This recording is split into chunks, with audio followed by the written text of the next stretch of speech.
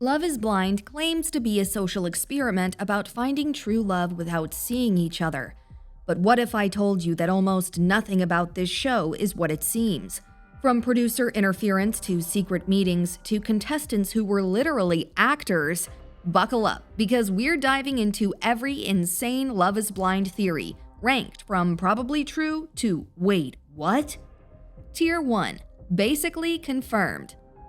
The drinks are flowing.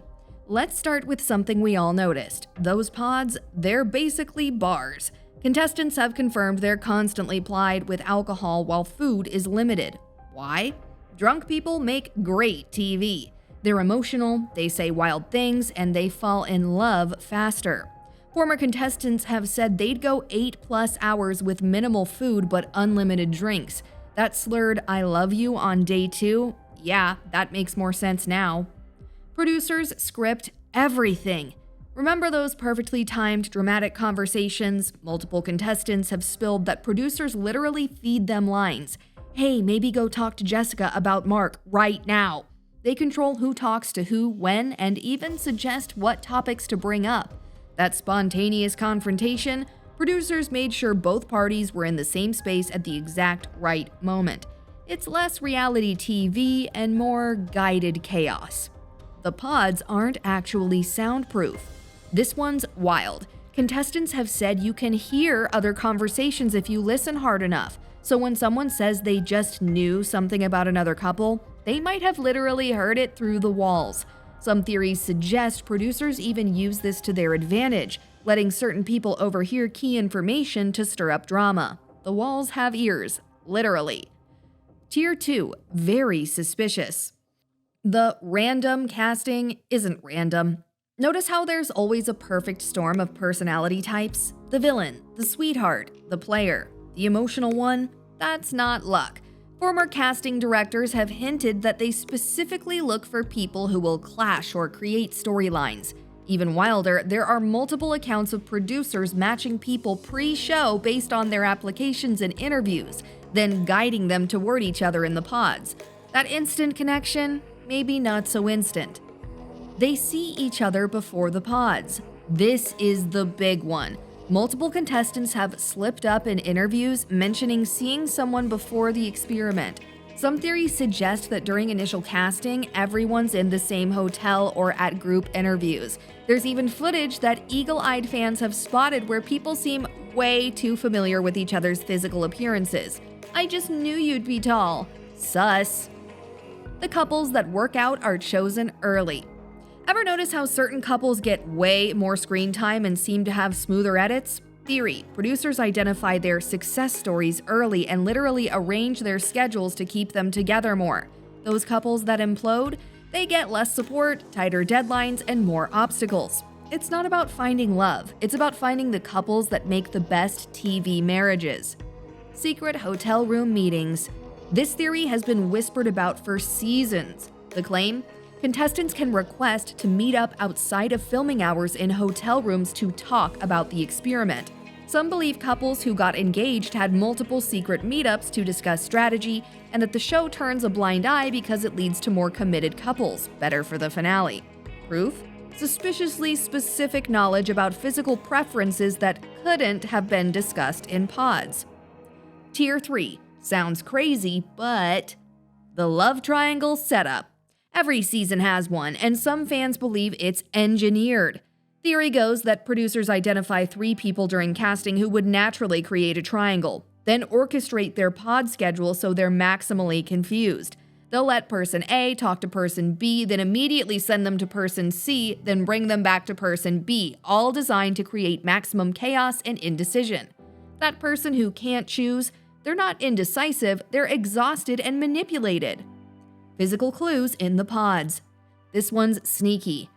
Contestants have mentioned that even though you can't see each other, there are clues. They can hear someone's chair creaking, weight clues, their footsteps approaching, height, build clues, their breathing patterns, jewelry jingling, cologne, perfume. Some people even claim they've touched hands by accident through gaps in the pod doors. So much for being blind. The weddings are fake. Not fake as in not legal, fake as in heavily produced. Multiple sources claim that couples are told weeks in advance whether they're saying yes or no, and producers help them craft their speeches. That shocking rejection at the altar, both parties knew it was coming. Some even claim there are multiple wedding dress fittings and venue visits where couples discuss their decision with producers openly. The surprise is just for us. Former actors and influencers. This isn't even a theory anymore, it's documented fact that several contestants have had acting backgrounds, modeling careers, or were aspiring influencers. But here's the theory. Some people believe that Netflix specifically plants 1 to 2 actors each season whose job is to create drama and drive storylines. They're not there for love, they're there for a paycheck and to make sure the season isn't boring. Who are they? Well, look at who causes the most chaos and gets the most screen time. Tier 4, tinfoil hat territory. The show pays couples to stay together. Okay, hear me out.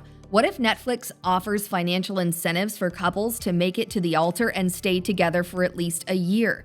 Think about it. The longer couples stay together, the better the show looks, the more press coverage, the more seasons they can make. Some fans have calculated that certain couples who seemed doomed suddenly worked things out around the time they'd be eligible for some kind of payout. Coincidence? Maybe. Or maybe love is paid. There's a secret group chat. Multiple contestants from different seasons have been spotted together at events or have mentioned the Love is Blind family.